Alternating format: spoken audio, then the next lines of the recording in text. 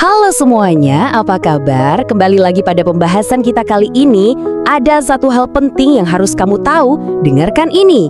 Hari ini kita bakal menyelami sesuatu yang benar-benar mendalam, yang mungkin bisa dibilang bakal mengubah cara pandang kita soal hidup dan uang selamanya. Kita akan membedah kebijaksanaan finansial yang berakar kuat dari ajaran Islam.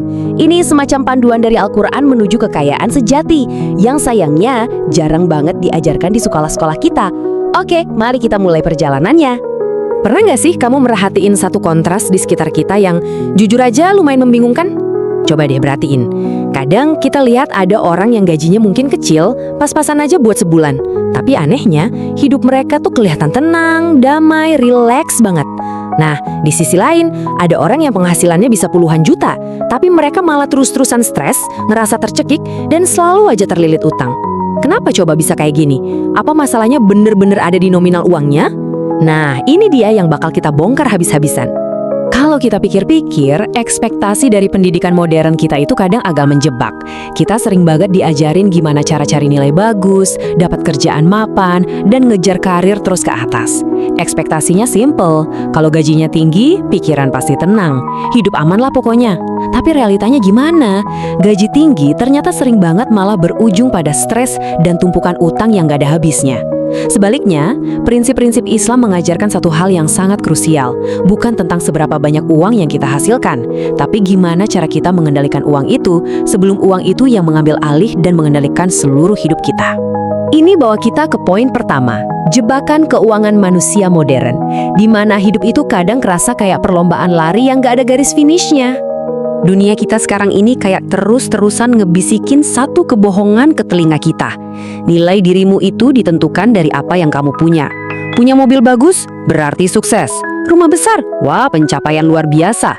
Pamer kemewahan di media sosial, itu definisi mutlak kebahagiaan. Akibatnya, ironis banget. Kita masuk ke siklus yang melelahkan. Bangun pagi mikirin uang, kerja seharian demi uang, lembur sampai malam juga demi uang. Banyak loh di luar sana, orang yang senyumnya paling lebar pas di depan kamera. Tapi pas malam hari, mereka nangis sendirian karena pusing mikirin tagihan yang numpuk. Perlombaan pamer ini pada akhirnya cuma menyisakan hati yang benar-benar kosong. Dari ilusi tadi, kita masuk ke bagian kedua yang gak kalah ngerinya, bahaya utang dan hawa nafsu. Di era digital ini, kita gampang banget kena penyakit ngerasa kurang. Tiap buka sosmed, kita disuguhi kehidupan orang lain yang kelihatan tanpa celah, yang bikin hawa nafsu kita terus terpancing. Nah, poin krusialnya ada di siklus setan ini. Coba perhatiin urutannya. Pas gaji naik, anehnya masalah keuangan gak hilang kan?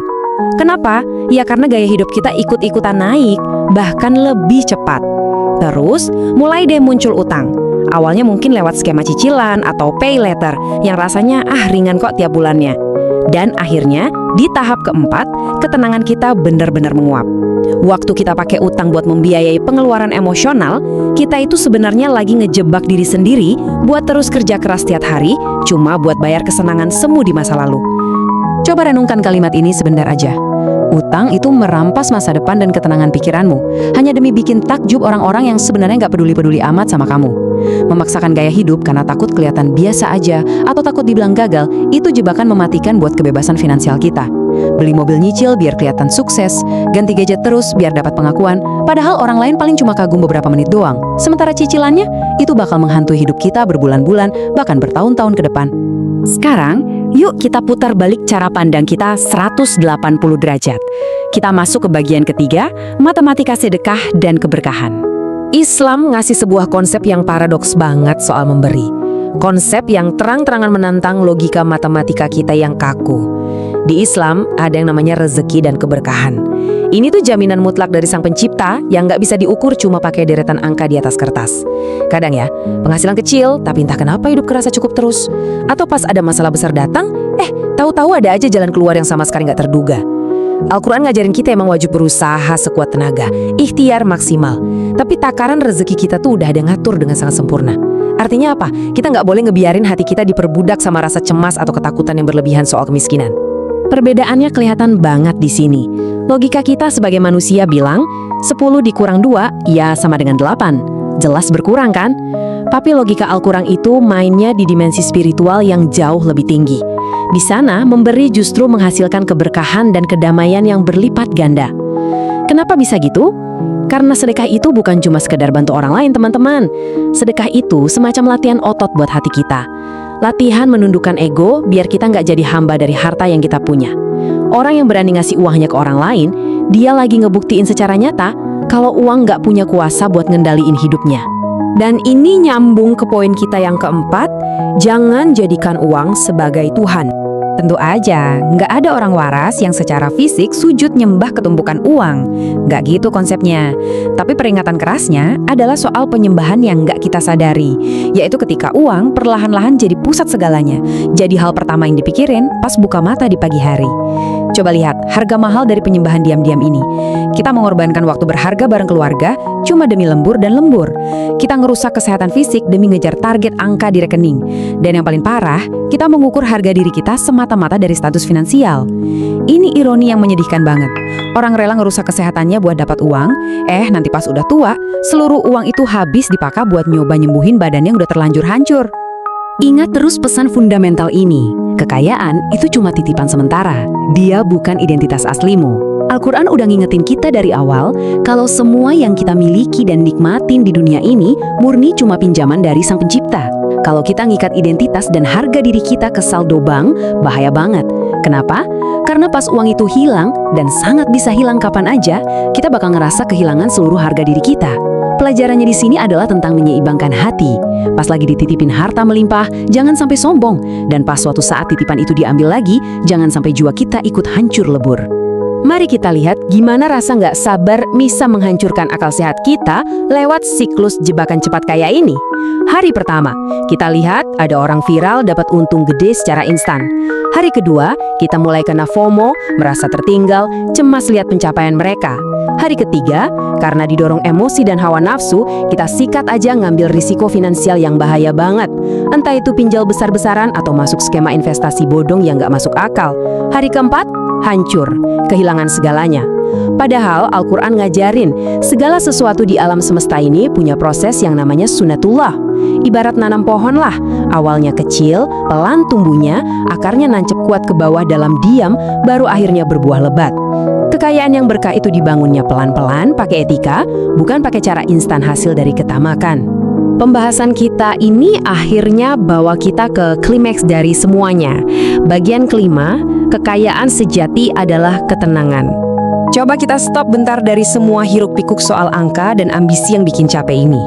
Ambil napas, lalu pikirin dalam-dalam. Sebenarnya apa sih yang dicari manusia dari selembar uang? Kebanyakan dari kita sebenarnya nggak lagi nyari tumpukan kertas atau nambahin digit 0 di layar HP. Yang kita cari dengan sangat putus asa itu adalah rasa aman. Kita punya asumsi kuat di kepala, wah kalau uangku banyak, hidupku pasti aman, pasti tenang. Tapi di lapangan, kenyataannya nggak gitu. Ketenangan spiritual itu nggak otomatis datang di bundle barang paketan kekayaan material. Perbandingan di sini tuh bener-bener ngebuka mata kita. Kekayaan sejati itu justru seringnya ada pada hidup yang sederhana, tapi tiap malam bisa tidur pules banget, dan hati tuh rasanya penuh syukur. Di sisi lain, kekayaan palsu itu bentuknya hidup yang super mewah, serba ada, tapi buat bisa tidur aja harus bergantung sama obat penenang, isinya cuma ketakutan bangkrut dan kecemasan tiap saat. Coba deh bayangin, hidup yang rendah hati tapi tenang, itu nilainya jauh banget, bener-bener tak terhingga, dibanding kehidupan mewah yang sebenarnya bolong di dalam dan dipenuhi tekanan batin. Kalimat ini benar-benar merangkum semua inti obrolan kita. Uang bisa dicari, tapi ketenangan adalah kekayaan sejati. Pelajaran finansial paling mahal dan paling berharga dari Al-Quran itu rupanya bukan cuma soal taktik gimana biar cepat kaya secara materi, tapi lebih kepada gimana caranya kita belajar menundukkan dan mengendalikan hati justru di saat uang itu akhirnya masuk ke kantong kita. Karena dengerin deh, kalau ruang di dalam hati kita nggak pernah diajarin ngerasa cukup, maka mau sebanyak apapun deretan angka di rekening kita, hidup bakal terus kerasa kurang, dan kita bakal terus merasa miskin. Jadi, sebagai penutup untuk pembahasan kali ini, saya mau ninggalin satu pertanyaan yang lumayan provokatif buat direnungin. Apakah kamu yang akan mengendalikan kekayaanmu, atau malah kekayaanmu yang selama ini mengendalikan kamu? Mulailah ambil langkah baru hari ini. Jangan cuma ngabisin semua energi belajar cara nyari duit, tapi belajarlah juga gimana cara ngendaliin hawa nafsu dan hati kita sendiri. Mulai sekarang, prioritaskan ketenangan dan kedamaian spiritual di atas kumpul-kumpul harta yang nggak ada ujungnya. Terima kasih banyak udah ngikutin penjelasan kita kali ini. Semoga wawasan ini bisa bawa perubahan besar yang positif buat keseharian kita. Dan sampai jumpa di pembahasan luar biasa kita berikutnya.